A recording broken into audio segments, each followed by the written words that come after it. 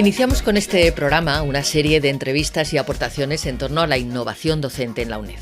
La serie se va a centrar en el trabajo que realiza el grupo Seguridad, Control de Fronteras, Migraciones y Derechos Humanos, en tres ámbitos: el aprendizaje-servicio, la motivación de los estudiantes de máster y la satisfacción de los estudiantes de máster. Este grupo de innovación docente ha sido premiado en la cuarta edición de los premios UNED Santander de Investigación, de Transferencia del Conocimiento y Divulgación 2020 por su trabajo en el ámbito de la transferencia hacia la sociedad del aprendizaje proporcionado por la UNED a sus estudiantes de la Facultad de Derecho a través de un proyecto de aprendizaje-servicio con el Ayuntamiento de Madrid.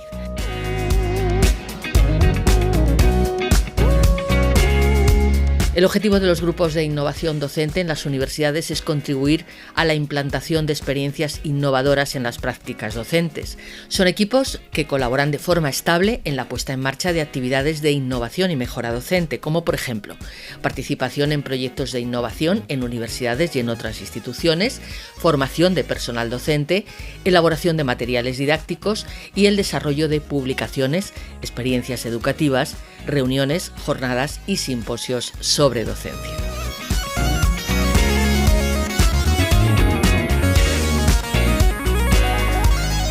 La transferencia hacia la sociedad del aprendizaje es una de las funciones de una institución educativa. Una de estas formas de transferencia es el denominado aprendizaje-servicio, aprender haciendo un servicio a la comunidad. Esta herramienta, además de aportar a la sociedad y al estudiante, actúa como elemento dinamizador en la enseñanza universitaria. Es el tema que abordamos ahora con Miriam González Rabanal.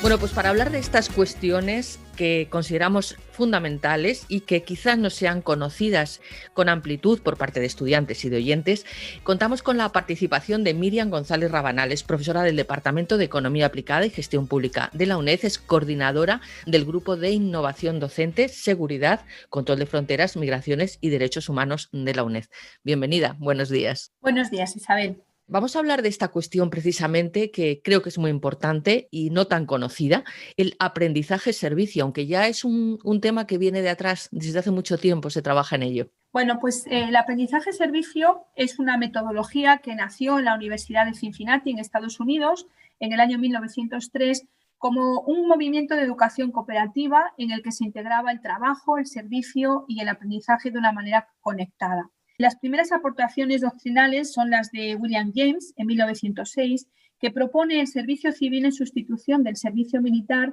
como equivalente moral a la guerra y para difundir entre los jóvenes unos valores similares a los que iban asociados a la guerra, es decir, el orgullo, el deseo de servir a la comunidad, el sentido de pertenencia, la valentía, la cooperación, en definitiva, el poder sentirse satisfecho de sí mismo y además útil a la sociedad.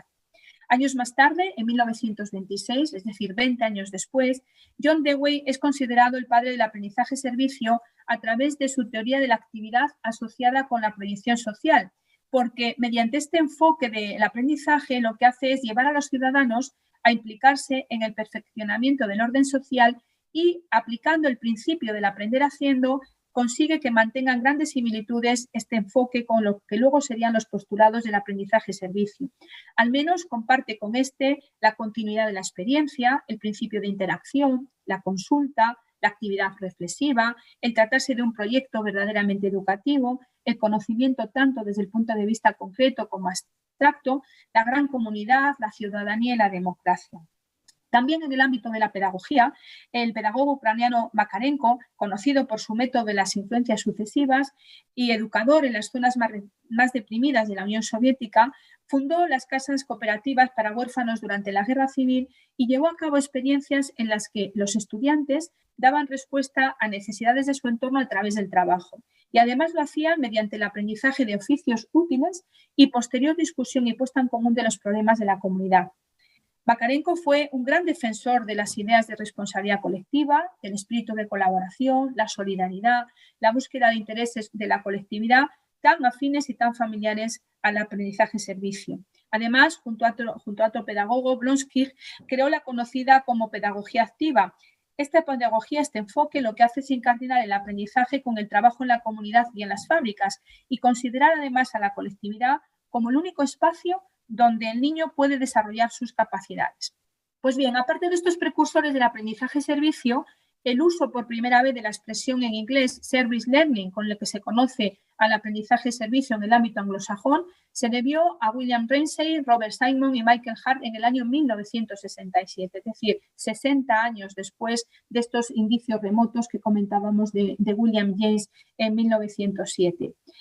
En estos momentos, con esta expresión, Service Learning, se describe un proyecto de desarrollo local llevado a cabo por estudiantes y profesorado universitario junto a organizaciones sociales de Tennessee, que consolida además este término, que permite la consolidación de este término después en la primera conferencia sobre aprendizaje-servicio que se celebra en Atlanta en 1969. Es cierto que con todos estos precedentes, la implantación del Espacio Europeo de Educación Superior y el llamado modelo de Bolonia, preocupado, como se sabe, porque los estudiantes adquieran competencias de muy diferente naturaleza para poder ejercer después su actividad profesional, es cuando toma auge, especialmente esta metodología en Europa y en España, y en nuestro país, sobre todo a partir del año 2009, cuando aparecen numerosas publicaciones especializadas, se empiezan a iniciar movimientos de asociaciones para personas preocupadas por esta metodología y se inicia también una amplia oferta de actividades formativas. En otros países, como el ámbito latinoamericano, se había desarrollado mucho antes y también en algunos países de Europa cercanos a nosotros, pero en España quizás este impulso, este redescubrimiento del aprendizaje-servicio es un poquito posterior. ¿Por qué se implica Miriam González Rabanal, su grupo de innovación, con el aprendizaje-servicio? Bueno, pues tengo que señalar que fue algo casi fortuito, porque acudí a una sesión informativa que organizó el Instituto Universitario de Educación a Distancia de la UNED con motivo de la presentación de la convocatoria de proyectos de innovación docente en julio de 2019, y en esta jornada indicó que se abría una nueva línea de proyectos de innovación docente, en concreto la 7ª, vinculada al aprendizaje-servicio, tanto en asignaturas de grado como de máster en la UNED. También en esa reunión se informó de la existencia de una oficina de proyectos existente en la UNED a cargo del profesor García Gutiérrez, como resultado de un convenio que se había firmado por todas las universidades públicas de Madrid, incluida la UNED y también la Universidad Internacional Menéndez Pelayo, con el Ayuntamiento de Madrid, con el propósito de poner en marcha proyectos de aprendizaje-servicio en el ámbito de la comunidad entre las universidades de Madrid y el consistorio de la ciudad para el desarrollo de este tipo de proyectos. Me pareció en ese momento que el aprendizaje-servicio, tal y como se nos presentó, era una herramienta con un enorme potencial y que además sería interesante. He de confesar que a pesar del poco tiempo disponible que teníamos, porque la reunión fue a finales de julio y la convocatoria de proyectos se cerraba la primera semana de septiembre, bien es cierto que luego ampliaron unos días el plazo para la convocatoria, a pesar de ese poco tiempo y de que iniciábamos las vacaciones, me pareció interesante pensar, darle vueltas a la idea y pensar en articular algún tipo de propuesta que encajara en esta línea que iniciaba como línea de innovación docente el IOD en esos momentos. ¿Y por qué le pareció, yo creo que este punto tiene bastante interés, que el aprendizaje-servicio podía aportar elementos de innovación a la docencia en el caso de nuestra universidad, de la UNED? Por varios motivos, quizás me olvide alguno, pero bueno, he tratado un poco de reflexionar sobre ellos y de sintetizarlos. Me parece que el APS es una herramienta metodológica con un gran potencial porque combina, por un lado, el aprendizaje teórico con la puesta en práctica del mismo. En segundo lugar, bueno, pues porque este enfoque era una línea de innovación por parte del UED y se le daba impulso desde la propia universidad al crear la oficina de proyectos. Luego decíamos, bueno, parece que la universidad está focalizando su atención en esta herramienta. También dar contenido al convenio que se había suscrito con el Ayuntamiento de Madrid, porque es verdad que hay muchos convenios que se firman y luego quedan un poco en papel mojado. Pero bueno, teníamos el marco teórico y el marco normativo adecuado. Había un convenio, había un interés de las instituciones, la UNED y el Ayuntamiento de Madrid por desarrollar este tipo de proyectos. Se había creado una oficina y además el UED había abierto una línea de innovación prioritaria para articular este tipo de propuestas. Me parecía también muy interesante contribuir a reforzar el retorno hacia la sociedad de lo que se aprende en la universidad y sobre todo en el ámbito de las ciencias sociales, porque estamos más acostumbrados a que este retorno, esta llamada transferencia, se realice en el campo de las ciencias experimentales, por la biomedicina, la física, la química, la ingeniería, pero en el ámbito de las ciencias sociales es como más sutil concebir ideas que permitan que la sociedad se dé cuenta de que la universidad en este campo, en las ciencias sociales, está haciendo cosas que le resultan luego interesantes porque pueden solucionar problemas y atender a prioridades que son demandadas desde el punto de vista de la ciudadanía, ¿no? Y luego también, bueno, una cosa que para mí tiene mucho valor y es la posibilidad de hacer un planteamiento transversal de colaboración entre diferentes asignaturas. Es decir, si tomamos cierto tiempo para reflexionar, nos daremos cuenta de que hay muchos contenidos que son comunes a varias asignaturas dentro de los planes de estudio de la universidad. Y el posibilitar que esos contenidos comunes puedan ser, digamos, el elemento básico para articular un proyecto de aprendizaje-servicio permitía no solamente conseguir ventajas de esa transversalidad, porque implicaban alumnos de diferentes grados, implicaban materias de diferentes incluso estudios y además eran capaces de concitar el esfuerzo y el interés de profesionales de diferentes también ámbitos. Y este enfoque multidisciplinar o interdisciplinar a mí me parece que es muy enriquecedor, tanto desde el punto de vista del aprendizaje de los estudiantes como desde el punto de vista del intercambio de opiniones entre los docentes que integran esos equipos de formación. Y bueno, finalmente, pues creo que era acometer el reto de diseñar un proyecto, creo que bastante pionero al realizarse al amparo de dicho convenio, no tenía conocimiento de que existieran otros proyectos previos, y en una universidad con enseñanza no presencial, que es un reto y una dificultad añadida, porque lo más frecuente es que estos proyectos se desarrollen en universidades presenciales, donde hay posibilidad de que los profesores se encuentren periódicamente con sus estudiantes y que además estos estudiantes se desplacen a la institución donde están prestando el servicio. Esto no se puede hacer en la UNED, nuestros alumnos están dispersos no solamente por toda la geografía nacional, sino por todo el mundo. La forma de aprendizaje es online.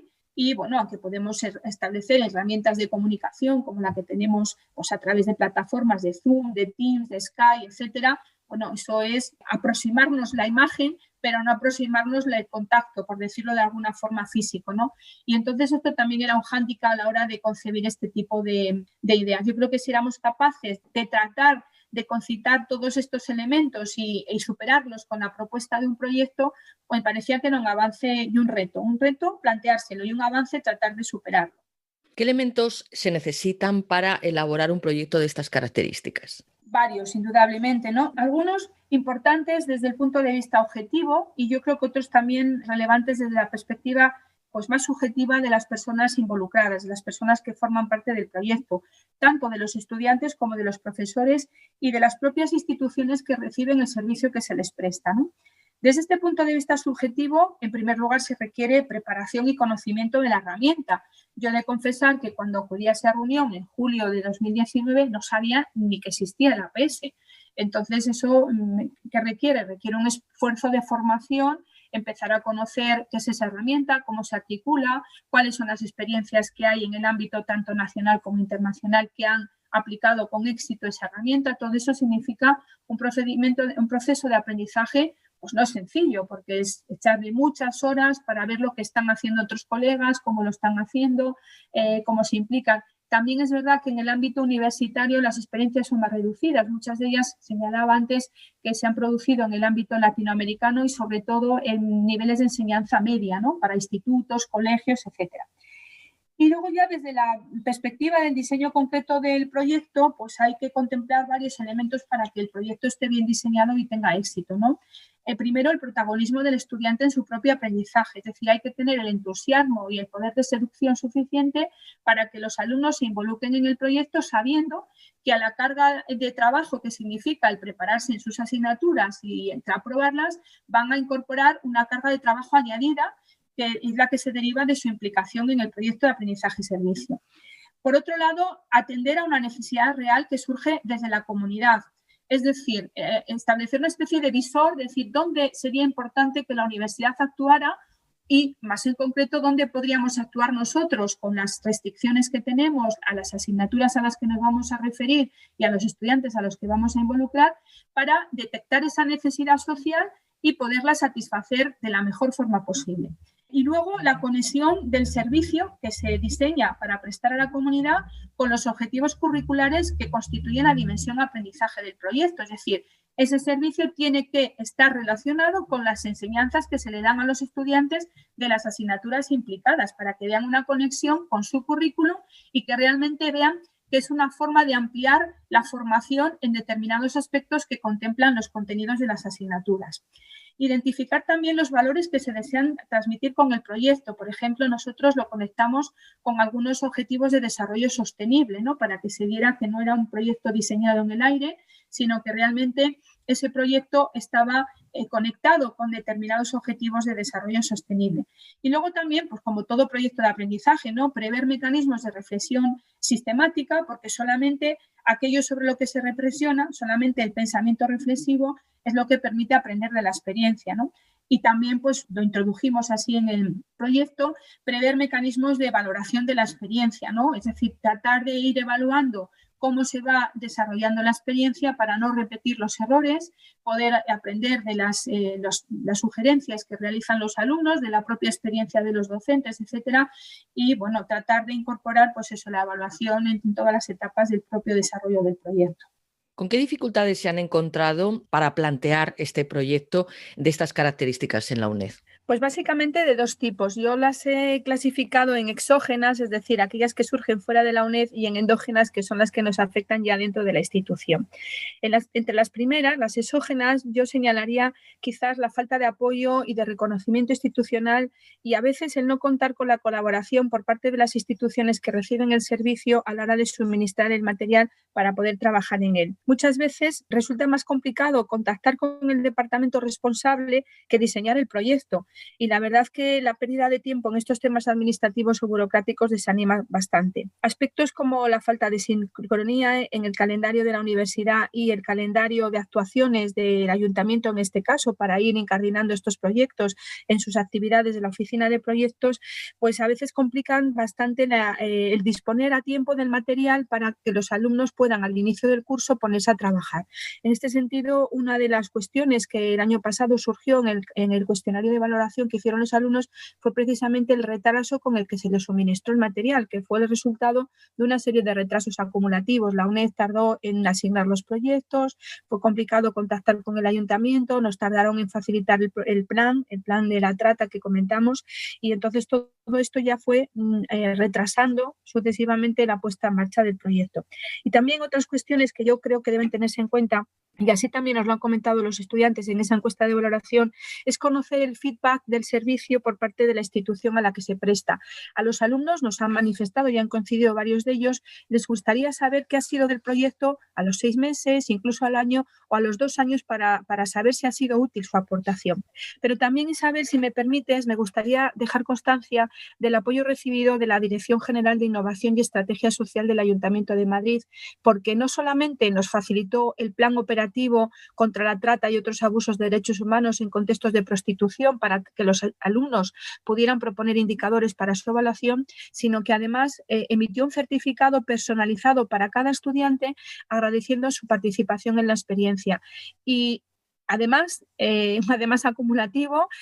nos ha revalidado su confianza para llevar a cabo un nuevo proyecto este curso. En este caso sería proponer indicadores para evaluar el servicio prestado por los puntos de encuentro familiar, que como sabes son puntos que tratan de garantizar y facilitar el desarrollo del régimen de visitas de los menores de edad con sus familias, aquellos que se encuentran en situaciones de convivencia familiar rota mediante indicación de los órganos judiciales o administrativos. Estamos muy contentos, la verdad, de seguir avanzando en esta colaboración con el Consistorio de Madrid al amparo del convenio que tiene suscrito con la UNED para desarrollar estos proyectos. Y ya en la segunda rúbrica de dificultades endógenas, es decir, las dentro de la UNED y del propio equipo, pues podría señalar algunas. El desconocimiento inicial de la potencialidad del APS ha significado que nos tenemos que adiestrar desde el primer momento en esta herramienta. La ausencia clara a veces de un protocolo para contactar con los responsables de los proyectos de aprendizaje del ayuntamiento, en la propia oficina de proyectos de la UNED, para contactar con las personas que coordinan el MOOC que tienen que hacer los alumnos. Yo creo que el año pasado fue un año de rodaje y todas estas cosas necesitan pues estar un poquito más lubricadas. Confío en que este año, que ya somos no noveles, sino un poquito más expertos, todas estas aristas se puedan ir limando, ¿no? Y luego impedimentos derivados de la propia necesidad, y lo he señalado en algún momento de mi intervención, de adaptar las características de un proyecto de aprendizaje-servicio a las peculiaridades de enseñanza online de la propia UNED. Y retos que se han planteado, Miriam González Rabanal, con este aprendizaje y experiencia que ya tienen, a partir de este momento, ¿tienen intención de continuar con estas cuestiones, con este proyecto, con este trabajo que hacen? Pues fíjate, Isabel, yo plantearía dos retos, uno muy ambicioso y otro menos ambicioso.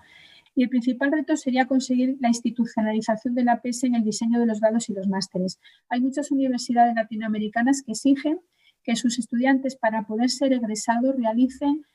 pues un porcentaje determinado de créditos a través de esta herramienta. Esto sería muy importante. Es verdad que guarda cierta similitud con las prácticas curriculares, pero antes he señalado que no es lo mismo hacer una práctica que conectar esa práctica con el servicio que se presta a la comunidad y la conexión con los valores que comporta el aprendizaje-servicio. Y yo creo que sería una magnífica ocasión para que la universidad, que ha puesto los recursos para crear esa oficina, que ha firmado ese convenio con el Ayuntamiento de Madrid, pero que podría firmarlo con otras muchas instituciones que estoy segura que estarían interesadas en colaborar con la universidad, podría aprovechar esto, insisto, para establecer en sus planes de estudios la obligatoriedad de que los alumnos cursaran determinados créditos recurriendo a esta herramienta metodológica. Es verdad que eso requiere también formación de los docentes, porque bueno, pues hay que adiestrarse un poco y familiarizarse con los requisitos de esta herramienta, pero yo creo que el valor añadido sería extraordinario, es decir, sería un potencial muy importante. Y luego ya en un plano más particular, pues hombre,